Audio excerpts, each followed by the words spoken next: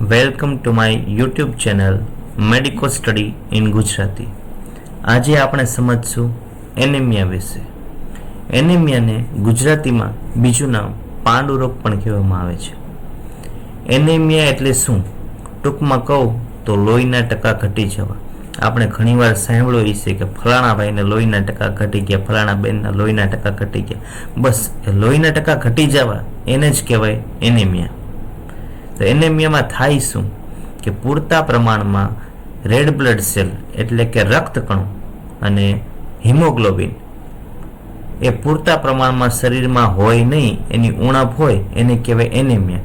એટલે જ્યારે પૂરતા પ્રમાણમાં હિમોગ્લોબિન અને રેડ બ્લડ સેલ એટલે કે રક્તકણો ન હોય એના હિસાબે જુદી જુદી શરીરમાં કન્ડિશન લક્ષણો જોવા મળે, જેવા કે શ્વાસ લેવામાં તકલીફ પડવી, હાંફ ચડવો, થકાન, વારે ઘડીએ થાક લાગી જવો, નબળાઈ અનુભવી, ચક્કર આવવા.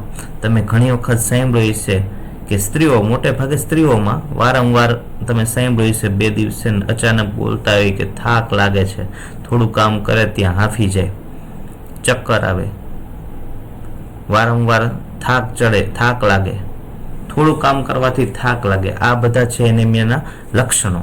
હવે એનિમિયા આજે આપણે પૂરી ચર્ચા કરીશું કે એનિમિયા એટલે કે હિમોગ્લોબિન ઘટવાના કારણો, એનિમિયા થવાના કારણો, કયા કયા કારણસર શરીરમાં એનિમિયાની સ્થિતિ ઉદ્ભવે છે.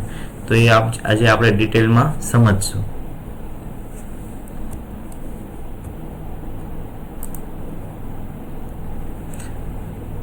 હવે આપણા શરીરમાં લોહીમાં જુદા જુદા કણો આવેલા હોય, જેમ કે રક્ત કણો એટલે કે લાલ કણો, એને ઇંગ્લિશમાં કહેવાય રેડ બ્લડ સેલ, રક્ત કણો.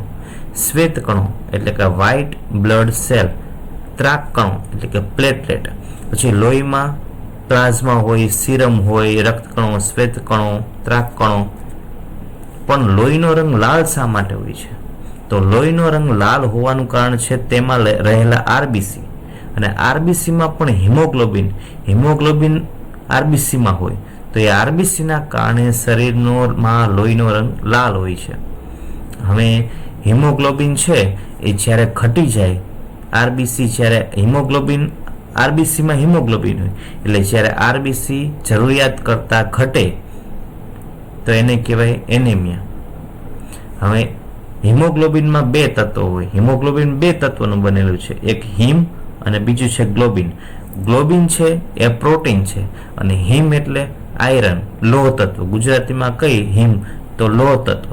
લોહ તત્વને આયરન કહેવાય. આપણે જો લોખંડ કહીએ ને એ લોખંડ એટલે લોહ તત્વ. અને બીજું છે પ્રોટીન, જે ગ્લોબિન નામનું પ્રોટીન. હિમોગ્લોબિન, હિમ એટલે આયરન, ગ્લોબિન એક પ્રોટીન છે. તો જ્યારે હિમોગ્લોબિન ઘટે ત્યારે આરબીસી ઘટે. આરબીસી ઘટે એને કહેવાય એનિમિયા. હવે કોઈ પુખ્ત વયનો પુરુષ હોય તો એમાં સામાન્ય હિમોગ્લોબિનના ટકા કેટલા હોય, હિમોગ્લોબિનનું પ્રમાણ કેટલું હોય?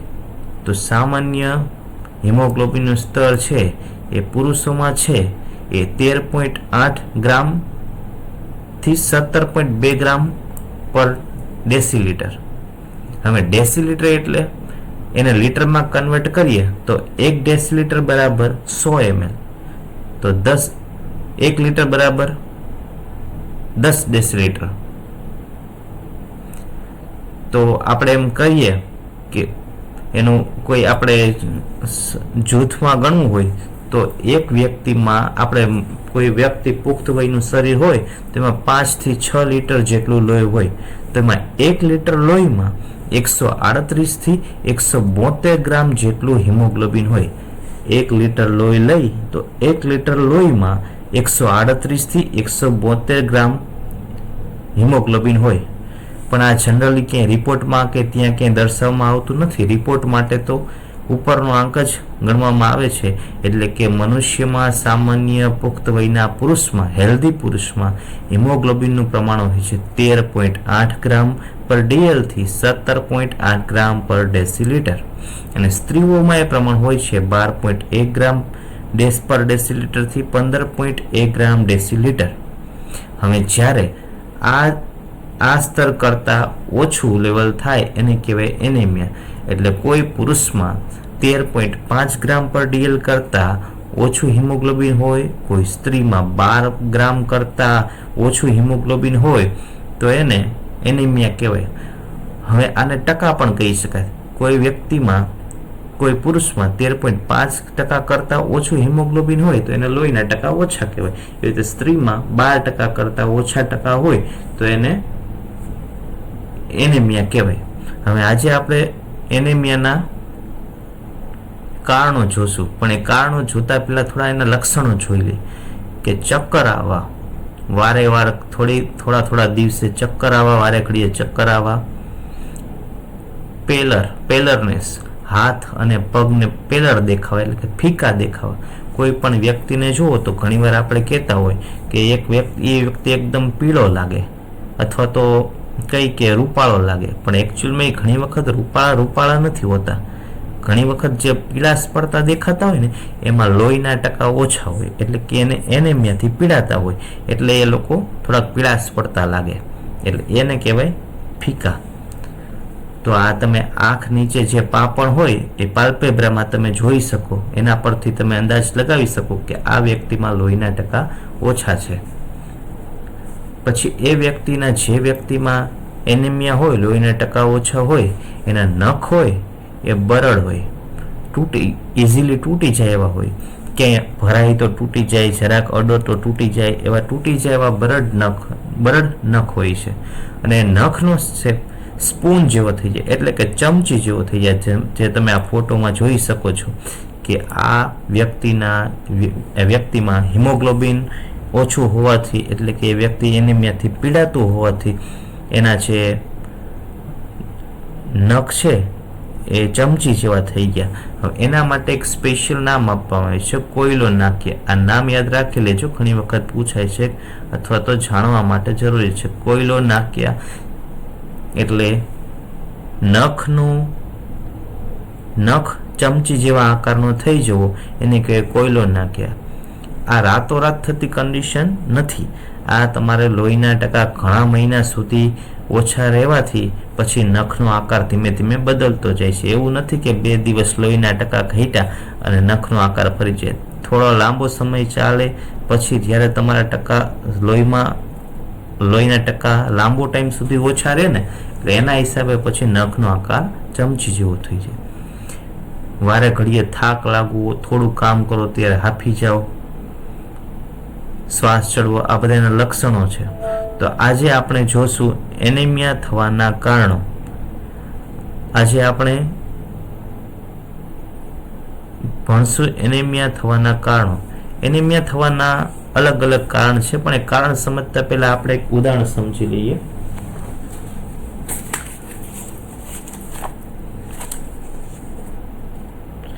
હવે એક ઉદાહરણ સમજીએ કે કોઈ એક તળાવમાં પાણી ક્યારે ઓછું થાય. કોઈ તળાવ છે તો તળાવમાં પાણી ક્યારે ઓછું થાય? કાં તો વરસાદ ઓછો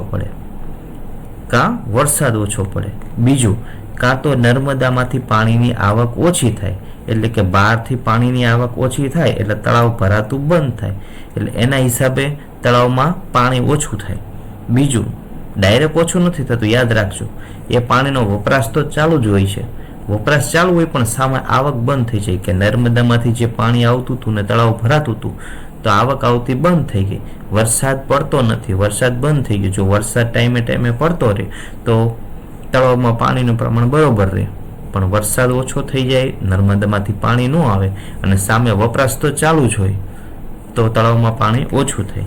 બીજું કારણ શું? કે કાં તો તળાવ સુકાઈ જાય. હવે તળાવ સુકાઈ જાય તો પણ પાણી ઓછું થાય. બીજું કે ઘણી વખત તમે સાંભળ્યું છે કે વઢવાણની ભોગાવો નદીને શ્રાપ છે કે તેમાં કોઈ દી પાણી ટકશે નહીં. મતલબ કે પાણીનો ક્યાંક વ્યય થયો તો પાણી ક્યાંક સુકાઈ જાય અથવા તો ટકશે નહીં. બીજું કાં તો ગામના લોકો પાણી વધુ વાપરે છે તળાવ. હા, જરૂરિયાત વરસાદ બરોબર પડે છે, નર્મદામાંથી બરોબર પાણી આવે છે, પણ ઘણી વખત ગામ લોકો પહેલા એમ સમજો કે ખાલી જીવન જરૂરિયાત માટે જ વાપરતા, નાવા ધોવા ખાવા પીવા માટે જ પાણી વાપરતા. પછી માણસોએ ખેતીકામ માટે પાણી ચાલુ કર્યું. હવે ખેતીકામ માટે પાણી વાપરવાના હિસાબે તળાવમાં પાણી ઓછું થવા માંડ્યું, કારણ કે પાણીની વપરાશ વધી ગઈ. બીજું કે પાણી ક્યાંકથી લીક થાય છે. માનો કે તળાવમાં ક્યાંક પાળ તૂટી ગઈ છે એટલે અહીંયાથી પાણી લીક થાય છે.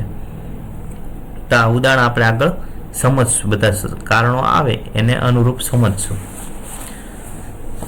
હવે પહેલું કારણ છે શારીરિક કારણ, બીજું છે સામાજિક અને સાંસ્કૃતિક કારણ, ત્રીજું કામ છે આર્થિક કારણ. શારીરિક કારણો. તો શારીરિક કારણોમાં પહેલું છે લોહ તત્વ અને પ્રોટીનની ઉણપ. હવે હિમોગ્લોબિન આપણે પહેલા કીધું, હિમોગ્લોબિન પ્રોટીન અને લોહ તત્વનું બનેલું છે. લોહ તત્વ એટલે આપણે અગાઉ કીધું, લોહ તત્વ એટલે આયરન, લોહ તત્વ એટલે આયરન, અને પ્રોટીન જે ગ્લોબિન છે એ પ્રોટીનનું બનેલું છે. હવે જો આપણા શરીરમાં સમયે સમયે હિમોગ્લોબિન બનતું રહેવું પડે, પણ એ બનતું રહેવા માટે ક્યાંકથી મળવું તો જોઈએ ને, પ્રોટીન મળવું જોઈએ, લોહ તત્વ મળવું જોઈએ. હવે આપણે પૂરતા પ્રમાણમાં ખોરાક લેતા હોય તો પૂરતા પ્રમાણમાં હિમોગ્લોબિન બને તો કાંઈ તકલીફ છે નહીં. પણ આપણે શરીરમાં પૂરતા પ્રમાણમાં ખોરાક ન લઈ, પૂરતા પ્રમાણમાં લોહ તત્વ ન લઈ તો હિમોગ્લોબિનનું બંધારણ બરોબર થતું નથી, ઓછું થાય છે. એના હિસાબે આપણું લોહી ફીકું પડી જાય. તો પહેલું કારણ લોહીના ઉપર ટકા ઓછું થવાનું પહેલું કારણ છે લોહ તત્વ અને પ્રોટીનની ઉણપ. આપણે અગાઉ જોયું ને ઉદાહરણ કે વરસાદ ઓછો પડે તો તળાવમાં પાણી ઘટે, નર્મદા આવક ઓછી થાય તો પાણી ઘટે. એની સાથે આ ઉદાહરણ છે કે આપણે ખાતા જ નથી, આપણને મળતું નથી પ્રોટીન અને લોહ તત્વ, આપણને મળતું જ નથી તો ઓછું શરીરમાં ઓછું થવાનું છે, કારણ કે નવી આવક બંધ થઈ ગઈ. બીજું છે વિટામિન B12 અને ફોલિક એસિડની ઉણપ. તો આપણા શરીરમાં જે રક્તકણો હોય ને એ રક્તકણો બનવા માટે રેડ બ્લડ સેલ બનવા માટે વિટામિન B12 અને ફોલિક એસિડની જરૂર હોય છે. પણ જો આપણે એ ખાતા જ નથી, આપણે આપણા ખોરાકમાંથી આપણને ફોલિક એસિડ અને વિટામિન B12 પૂરતા પ્રમાણમાં મળતું જ નથી તો પછી જે રક્તકણો છે એ યોગ્ય બનશે નહીં અને એના કારણે લોહીના ટકા ઘટશે, એટલે કે એનેમિયા થશે. આ છે બીજું કારણ. હવે ત્રીજું કારણ છે વિટામિન C ની ઉણપ.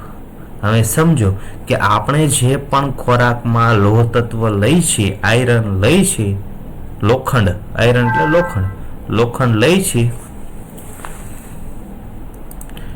એક જ મિનિટ, ચાર્જિંગમાં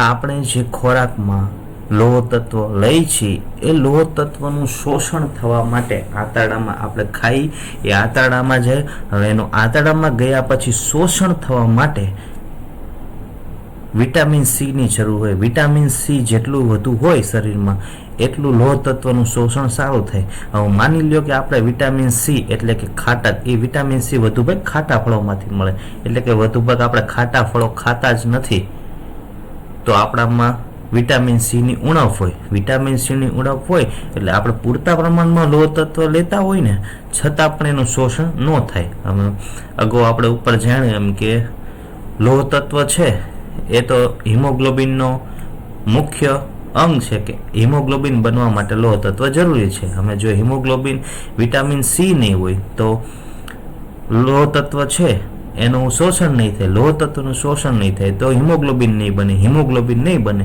તો એને કહેવાશે એનિમિયા, લોહીના ટકા ઘટશે, એને કહેવાશે એનિમિયા. હવે ચોથું કારણ છે કરમિયા.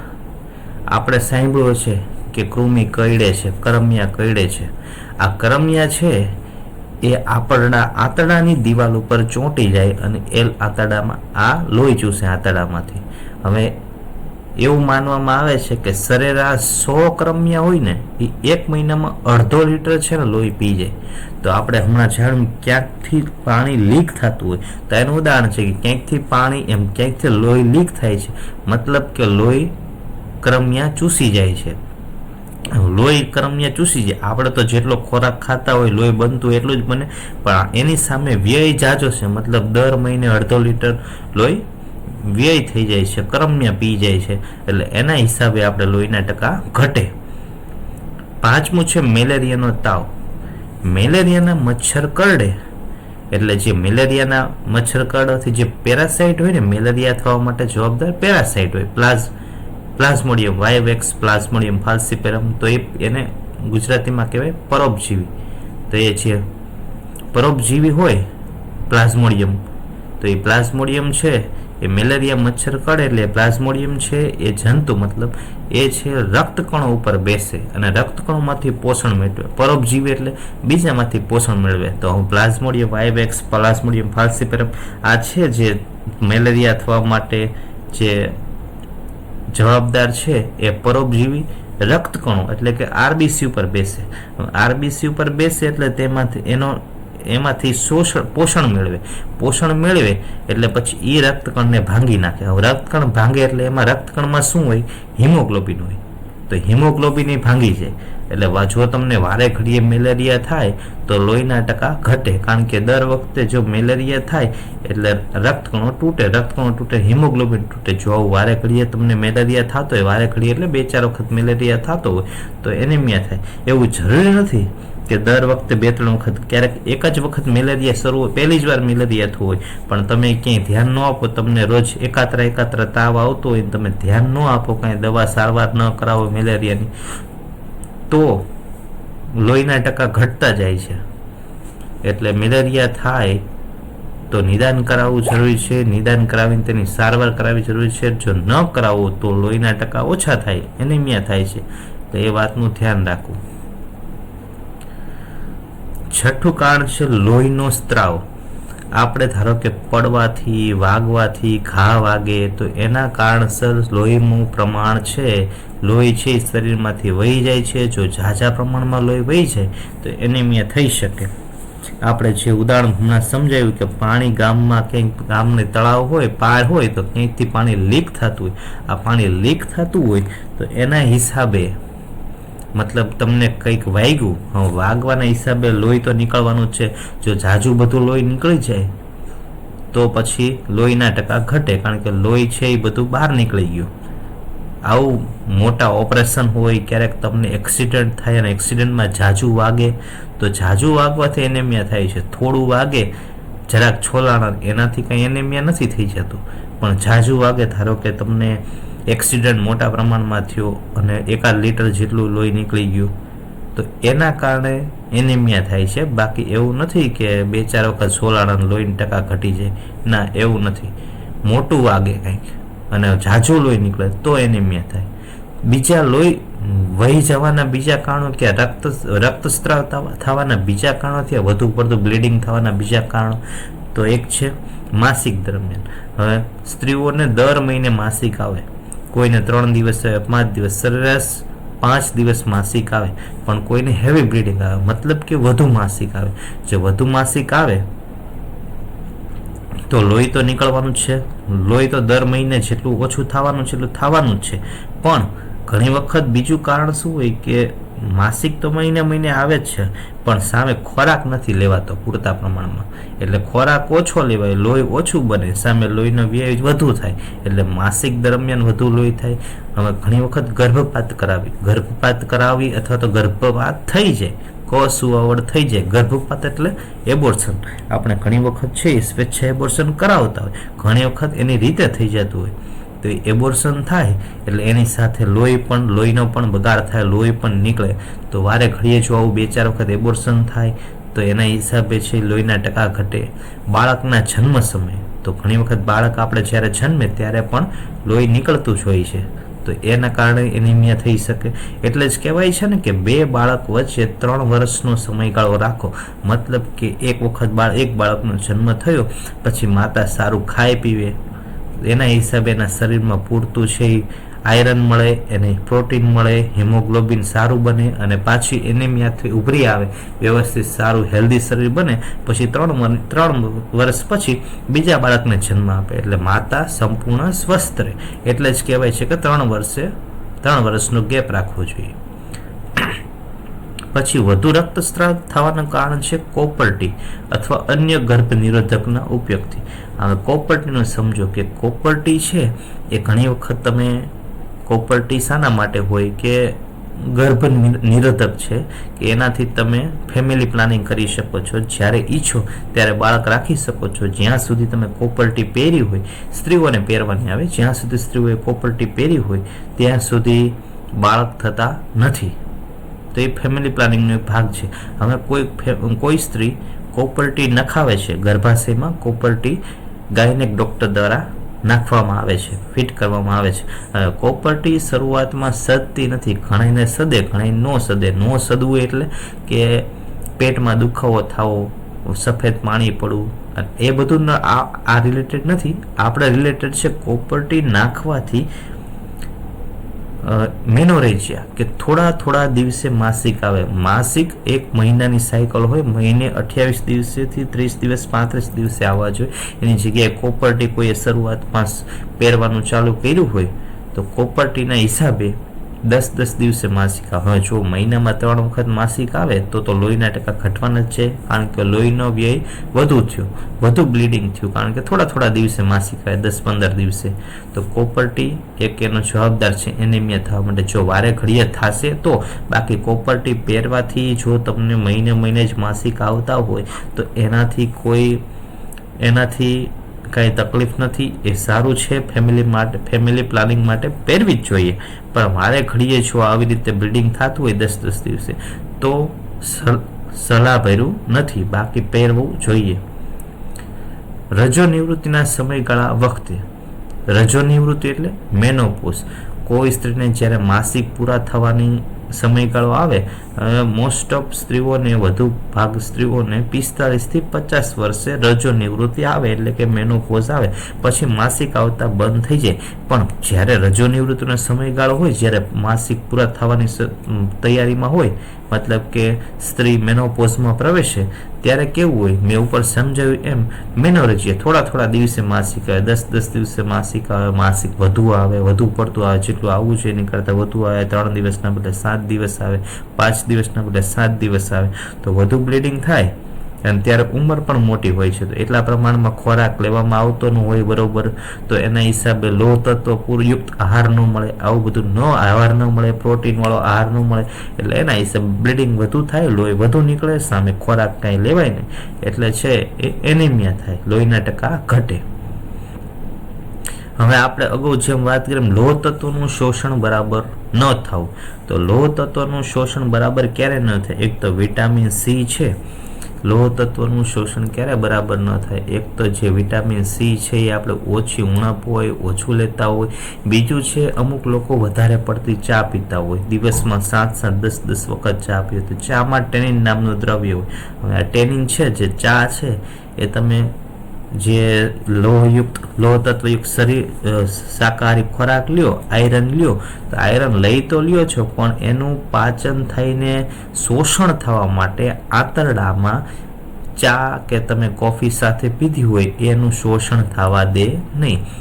એટલે શોષણ ન થવા દે એટલે એનું મળ સ્વરૂપે બહાર વયું છે, એનો કાંઈ ઉપયોગ થાય નહીં. એટલે ચા કે કોફીનું વ્યસન ઓછું કરી નાખવું જોઈએ, જેથી લોહ તત્વનું શોષણ બરોબર થાય, લોહીના ટકા બરોબર રહે અને માણસ હેલ્ધી રહે. 8મું કારણ છે sickle cell anaemia. Sickle cell anaemia ઉપર આપણે એક વિડીયો પણ બનાવેલો છે, જેને ડિટેલમાં ચર્ચા કરી છે વિડીયોમાં, તો વિડીયો જોઈ લેવો. આપણે આ થોડુંક ટૂંકમાં સમજીએ કે સિકલ સેલ એનેમિયા કોને કહેવાય. આ એક છે ને જેનેટિક બ્લડ ડિસઓર્ડર છે, મતલબ કે વારસાગત ચાલ્યો આવતો. કોઈ બાળકના માતા પિતાને હોય તો બાળકને પણ આવે. માતા પિતા છે એ સિકલ સેલ એનેમિયા રોગથી પીડાતા હોય તો એ વારસાગત એના બાળકમાં ઉતરી શકે. ઉતરે જેવું જરૂર નથી, પણ વધુ ચાન્સ છે કે ઉતરે છે. હવે સિકલ સેલ એનેમિયામાં શું હોય? સામાન્ય રીતે જે આપણા જે રક્તકણો, જે લાલ કણો એટલે કે રક્તકણો RBC હોય છે, કેવા હોય? નરમ હોય. નરમ અને સ્થિતિસ્થાપક. સ્થિતિસ્થાપક કોને કહેવાય કે ધારો કે આપણે રબરને ખેંચ્યું અને પાછું રબર એને સ્થિતિમાં આવી જાય તો એને સ્થિતિસ્થાપક કહેવાય કે તમે એને ખેંચો ત્યારે લાંબુ થાય છે, પાછું એને સ્થિતિમાં ટૂંકું થઈ જાય મૂકો એટલે સ્થિતિસ્થાપકતાનો ગુણધર્મ કહેવાય. એવી રીતે આપણા જે રેડ બ્લડ સેલ છે એ ગોળ હોય, નરમ હોય અને સ્થિતિસ્થાપક હોય.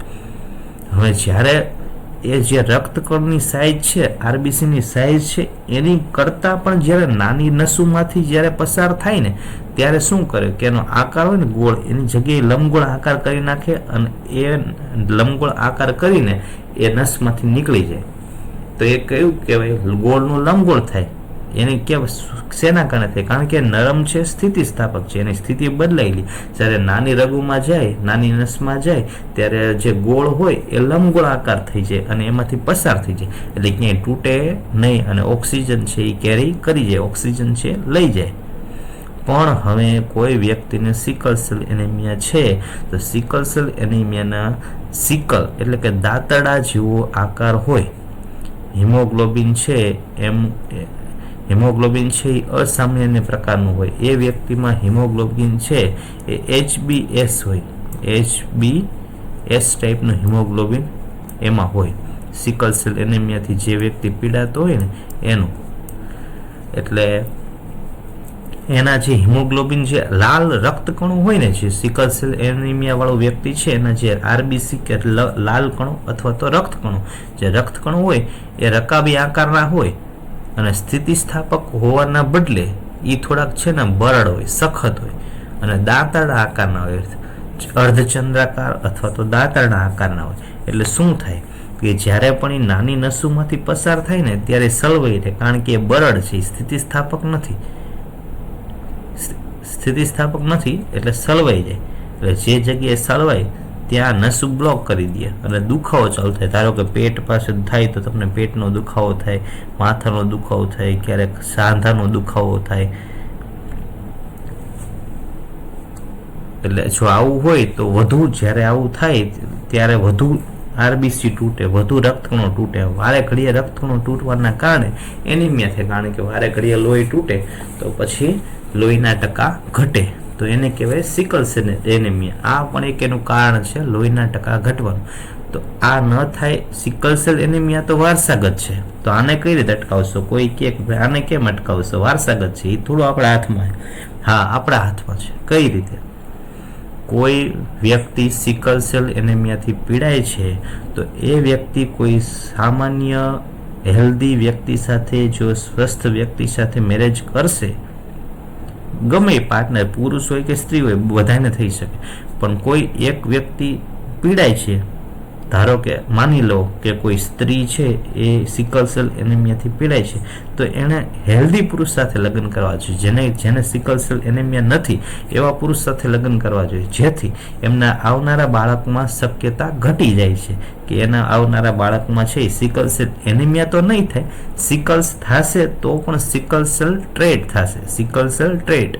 અને સિકલ સેલ ટ્રેટ થાય ને એમાં બહુ લક્ષણો કાંઈ જોવા ન મળે, એનિમિયા પણ ઓછું હોય અને લક્ષણો પણ ઓછા જોવા મળે. એટલે બને ત્યાં સુધી બે સિકલ સેલ એનિમિયા વાળા દર્દી હોય તો એમને લગ્ન કરવા જોઈએ નહીં. જો લગ્ન કરે તો એમના બાળકોને પણ સિકલ સેલ એનિમિયા થાય અને એ પણ નાની મોટી બીમારીથી પીડાય, જેમ કે દુખાવો. મેં તમને સમજાવ્યું ને કે દુખાવો થાય, લીવરમાં સોજો આવી જાય, વારંવાર કમળો થાય. કમળો શું કામ થાય? તો કે વારે ઘડીએ લોહી તૂટે રાખે, એટલે કે લોહી તૂટે પછી હિમોગ્લોબિન તૂટે, હિમોગ્લોબિન તૂટે એટલે એમ લીવરમાં જાય, એ લીવરમાં એનું મેટાબોલિઝમ થાય એટલે કમળો થઈ જાય. હાથ પગમાં દુખાવો થાય, લીવરમાં બરોળ મોટી થઈ જાય, મૂત્રપિંડમાં બગાડ થાય, પિત્તાશયમાં પથરી થાય. પિત્તાશયમાં કઈ રીતે પથરી થાય તો એ આપણે આગળના લેક્ચરમાં સમજાવ્યું છે કે જેમ જો વારે ઘડીએ છે લોહી તૂટશે તો લોહી તૂટીને બાયલ બને, બાયલ બને તો બાયલમાં વારે ઘડીએ બાયલનું પ્રોડક્શન વધી જાય તો ક્યારેક પથરી પણ થઈ શકે, એટલે પિત્તાશયમાં પથરી થાય. એટલે કહેવાનો સાર એટલો જ છે કે બે સિકલ સેલ એનિમિયા વાળા વ્યક્તિ એ મેરેજ કરવા જોઈએ નહીં. એ સલાહ ભર્યું છે. તો મેરેજ તમને એમ થાય કે ભાઈ એ કેમ ખબર પડે કે મને સિકલ સેલ છે? તો તમારે લગ્ન થતા પહેલા થોડા ઘણા રિપોર્ટ અનિવાર્ય છે કરાવવા પડે. જેમ કે સિકલ સેલ એનિમિયાનો, એક થેલેસેમિયાનો, આ બધા છે વારસાગત રોગ છે. એટલે તમે અગાઉથી રિપોર્ટ કરાવી લ્યો, અને જે વ્યક્તિને આ ડિઝીઝ હોય એની સાથે ન પરણતા હેલ્ધી પુરુષ કે હેલ્ધી સ્ત્રી સાથે પરણો તો તમારા બાળકનું જીવન પણ સુખી થાય. હવે એક શારીરિક કારણો પૂરા થયા. હવે છે સામાજિક અને સાંસ્કૃતિક કારણ. એનિમિયાનું એક મૂળભૂત કારણ છે સામાજિક અને સાંસ્કૃતિક કારણ. આપણે છે ને પુરુષ પ્રધાન દેશ છે, સ્ત્રીઓને બીજા સ્થાને ગણવામાં આવે. આ ભેદભાવ હોય. હવે ધારો કે કોઈ છો, આપણે એક ઘરમાં 3 દીકરી છે, એક દીકરો છે, તો દીકરાને બધું ખાવા મળશે, દીકરાને સારું સારું ખવડાવશે, એને ખજૂર ખવડાવશે, દૂધ પીવડાવશે, એને બધો પ્રોટીન વાળો ખોરાક મળશે, એને ફ્રૂટ ખવડાવશે. એની જગ્યાએ બધી દીકરીઓ હોય તો એને એવું બધું કાંઈ કાળજી રાખશે નહીં. દીકરીને નાનપણથી તે ખોરાક મળ્યો નથી. આપણે તળાવમાં હવે પાણી જ નથી આવતું તો પાણી તો ઓછું જ રહેવાનું છે ને જીવનભર. જો તળાવમાં પાણીની આવક જ નથી તો પાણી ઓછું જ રહેવાનું. એટલે સ્ત્રીને કે છોકરી હોય એને નાનપણથી લોહીના ટકા ઓછા જ હોય, નાનપણથી એનિમિયાથી પીડાતી જ હોય. ધારો કે એ લગ્ન પરણીને બીજે જશે તો પરણીને બીજે જશે ત્યાં પણ તેને શું થાય તો કે આ દીકરાને જન્મ આપવાનો હોય, ત્યાં કામ કરવાનું હોય, એ પાછું દીકરાને ખવડાવવાનું હોય કે દીકરીને જે જન્મે એને ખવડાવવાનું હોય. તો જે વ્યક્તિ જે સ્ત્રી છે એ તો આખા જીવનભર એનિમિયાથી જ પીડાતી રહેશે. એટલે સામાજિક કારણો બહુ જરૂરી છે.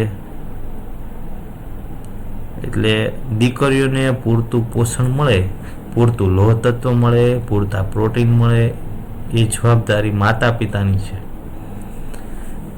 કારણ કે એના સમગ્ર જીવન ચક્રમાં એ એનિમિયાનો ભોગ ન બને અને એનિમિયાની બહાર આવે અને એનિમિયાની બહાર આવીને પુખ્ત સ્ત્રી તરીકે જીવે.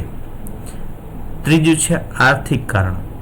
હવે ધારો કે ગરીબીના કારણે સ્ત્રીઓને લાંબો સમય મહેનત કરવી પડે, ઝાઝી મહેનત કરવી પડે.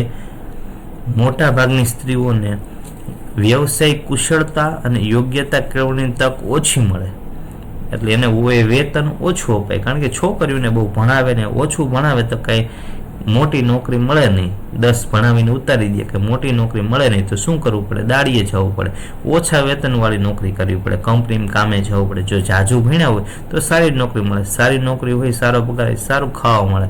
પણ હવે ઓછું ભણાવ્યા હોય તો પછી વ્યવસાય ઓછો દાડિયા જેવો જ મળે. ઓછું વધુ કામ હોય, ઓછું વેતન હોય એવું મળે. એટલે વધુ કામ કરવું પડે. સામે છે એ ખોરાક એવો લેવાતો નહીં, ગરીબી હોય કે ફ્રૂટ માટેના પૈસા જ નથી ઘરમાં, દૂધ ખાવા માટે પૈસા જ નથી, ગોળ ખાવા પૈસા જ નથી, લીલા શાકભાજી સારા સારા ખાવા માટે પૈસા નથી. તો ગરીબી એક મુખ્ય કારણ છે એનિમિયા થવાનું. ભારતના મોટા ભાગના ગરીબો એનિમિયાથી પીડાય છે. અને મોટા ભાગની સ્ત્રીઓ, ભારતમાં મોટા ભાગની સ્ત્રીઓ, એવું નથી કે ખાલી ગરીબ જ, પૈસાવાળા ઘરના અથવા તો મધ્યમ ક્લાસના સ્ત્રીઓ પણ એનિમિયાથી પીડાય છે. કારણ ખોરાકનો અભાવ, પૂરતા પ્રમાણમાં જે આ ભેદભાવભરી નીતિ છે, ભેદભાવભરી નીતિના કારણે. હવે આપણે ચર્ચા કરીશું સ્ત્રીઓમાં જ કેમ એનિમિયા વધુ જોવા મળે. અગાઉ આપણે કીધું ને કે સ્ત્રીઓમાં જ કેમ વધુ જોવા મળે છે એનિમિયા. પુરુષમાં જોવા મળે પણ પુરુષમાં ઓછું જોવા મળે. તમે પુરુષને ઓછા કહેતા સાંભળાય છે કે ભાઈ વારે ઘડીએ થાક લાગે, ભાઈ થોડુંક કામ કરું તો થાકી રહું, થોડુંક ચક્કર આવે, આવું બધું પુરુષને નહીં જોવા મળે. પાછા પુરુષ છે સ્ત્રીને બ્લેમ પણ કરતા હોય કે કેમ તને ભાઈ વારે ઘડીએ ચક્કર આવે ને વારે ઘડીએ થાકી જશે, થોડુંક કામ કરી હાફી જશે, તારા રોજના બાના હોય છે, થોડુંક કરતા થાકી રહે અને કામ ન કરું ને બાના કાઢે. ના, એ બાના ન કાઢતા હોય પણ એનો લોહીનો રિપોર્ટ કરાવવો જોઈએ. લોહીનો રિપોર્ટ CBC 200 રૂપિયાનો થાય છે, સરકારીમાં મફતમાં થાય. જો એમાં લોહીના ટકા ઓછા હોય તો એના માટે આયરનની ગોળી ચાલુ કરવી પડે, ફોલિક એસિડની ગોળી ચાલુ કરવી પડે, B12ની ગોળી ચાલુ કરવી પડે. આ બધું સમયસર ચાલુ રાખો તો એના હિસાબે જે સ્ત્રી છે એ સ્વાસ્થ્ય જીવન જીવી શકે અને આ બધી કમ્પ્લેન છે દૂર થાય તો કામ સારું કરી શકે. આપણે જોઈએ કે સ્ત્રીઓમાં એનિમિયા કેમ વધુ જોવા મળે છે. તો પહેલું છે સ્ત્રીને શ્રમના પ્રમાણમાં પૂરતો ખોરાક તેમજ આરામ મળતો નથી. હવે સ્ત્રીઓને ઘરનું કામે કરવાનું હોય, પાછું કામે જતા હોય, કંપનીમાં કામે જતા હોય, ખેતરે જતા હોય કે નોકરીએ જતા હોય, તો એ પણ કામ કરવાનું હોય, ઘરનું પણ કામ કરવાનું, આ બધું કામ કરવાનું હોય, બાળકોનો ઉછેર કરવાનો હોય, આ બધું કરવા રહીએ ને ત્યાં પોતે જ ખાવાનું ભૂલી જાય. અથવા તો ઘણી વખત કેવું હોય કે બાળકોને ખવડાવે અને પોતે ખાય નહીં, સારું સારું હોય, ફ્રૂટ્સ બધા હોય, દૂધ ને એવું, તો બાળકને ખવડાવે પણ પોતે ન ખાય. તો એના હિસાબે સ્ત્રીઓને અને આરામ પણ ઓછું મળે. આ બધી વસ્તુના હિસાબે છોકરીમાં, સ્ત્રીઓમાં એનિમિયાનું પ્રમાણ ઓછું મળે. બીજું છે, જન્મ બાદ દીકરીને પૂરતું ધાવણ કે પૂરતો ખોરાક મળતો નથી. હવે તમે જોયું મેં, આપણે આ એક જ ટોપિક ઉપર એનિમિયાનું મુખ્ય કારણ છે. જેમ કે આપણે દીકરાને વધુ મહત્વ આપે, એટલે દીકરીઓ થાય તો દીકરીઓને ભેદભાવ રાખે કે નાની એવી દીકરી હોય તો એ ધાવણ મુકાઈ દે, ધાવણ છોડાવી દે, એટલે શું થાય કે માતામાંથી પૂરતા પોષક તત્વો મળે નહીં, પછી ખોરાક ઉપર જાય તો ખોરાક કંઈ સરખો મળતો ન હોય, લોહ તત્વયુક્ત પદાર્થ એને કાંઈ લોહ તત્વયુક્ત ખોરાક, પ્રોટીનવાળો ખોરાક કાંઈ મળતો ન હોય, પૂરો મળે નહીં, એટલે શું થાય, લોહીની ઉણપ આવે, એનિમિયા થાય. કિશોરાવસ્થા દરમિયાન લોહીની વધતી જરૂરિયાત પૂરી પડતી નથી. હવે માની લો કે કોઈ સ્ત્રી છે, કોઈ દીકરી છે, એ જ્યારે કિશોરાવસ્થામાં પ્રવેશી જાય છે, એને કહેવાય પ્યુબર્ટી. જ્યારે કિશોરાવસ્થામાં આવી જાય છે, જ્યારથી માસિક આવવાની શરૂઆત થાય છે, જનરલી 12-13 વર્ષથી માસિકની શરૂઆત થતી હોય તો 45 વર્ષ સુધી માસિક આવતા હોય છે. 12-13 વર્ષથી ચાલુ થાય, 45 વર્ષ સુધી આવે. 45 વર્ષની ઉંમર થાય ને ત્યાં સુધી આવે. હવે દર મહિને માસિક દર મહિને આવે, તો દર મહિને માસિક આવે ત્યારે 40 મિલી જેટલું બ્લડ છે એ દર મહિને વહી જાય. હવે જેટલું લોહી જાય એમાં 0.6 મિલીગ્રામ છે ને લોહ તત્વ પણ જાય.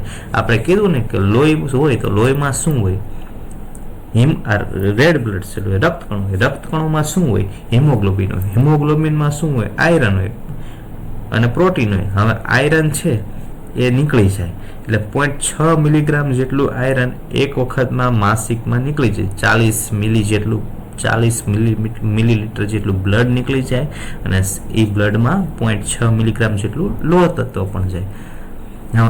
આ બધી એ કોઈ સમસ્યા નથી, માસિક આવું એ કોઈ સમસ્યા નથી, પણ એની સામે ખોરાક નથી લેવાતો લોહ તત્વવાળો, પ્રોટીનવાળો, એટલે સમયાંતરે આવી લાંબી સાયકલ ચાલ્યા રાખે એટલે એક ટાઈમ એવો થાય કે બ્લડ છે એ વધુ નીકળતું જાય, મતલબ કે બ્લડ તો નીકળે છે, સામે એટલું લોહ તત્વ મળતું નથી, આરબીસી બનતા નથી, એટલે એનિમિયાની કન્ડિશન ઊભી થાય.